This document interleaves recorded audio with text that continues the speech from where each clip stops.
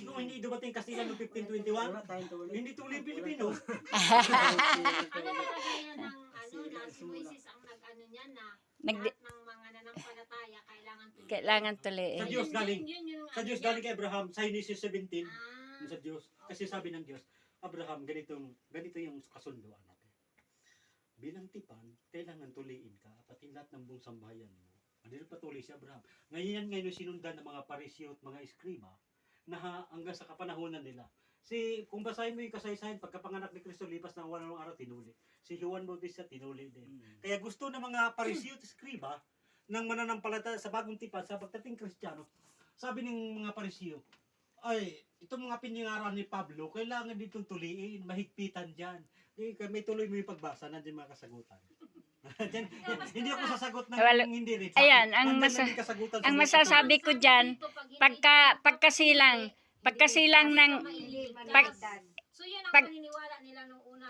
yan ang paniniwala nila nung una. Kasi yan ang sugo nga sa Panginoon. Yan ang paniniwala nila. 8 araw, tutuloy na. Ang bata, pagkasilang sa loob ng 8 araw, kailangan ihandog na sila.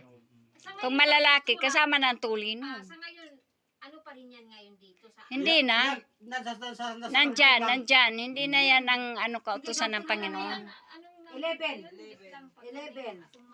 11 para, ay maliwanag. 11. Ito pa sagutin sa tayo. Sumampalataya tayo at naligtas sa pamamagitan ng kagandahang loob ng Panginoong Hesus. Ngayon din naman sila. 12.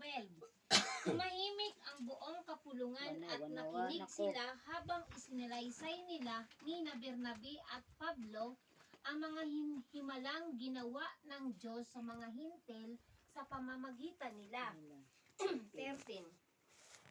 Pagkatapos, si Santiago naman ang nagsalita, "Mga kapatid, makinig kayo sa akin." Katatapos, 14.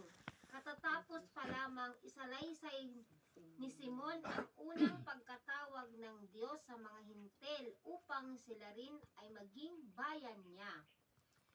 Ito ay 15. Ito ay sumang-ayon sa ipinahayag ng mga propeta tulad ng nasusulat.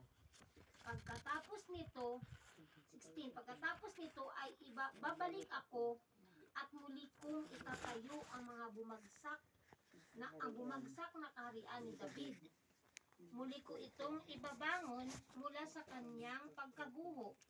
17. Upang hanapin at sambahin ng lahat ng mga ito ang Panginoon ng lahat ng bansang tinawag ko upang maging akin.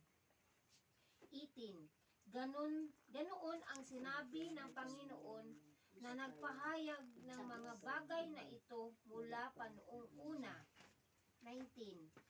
Kaya't ang pasya ko, huwag na nating gawing mahirap para sa mga hintel ang paglapit sa Diyos. 20.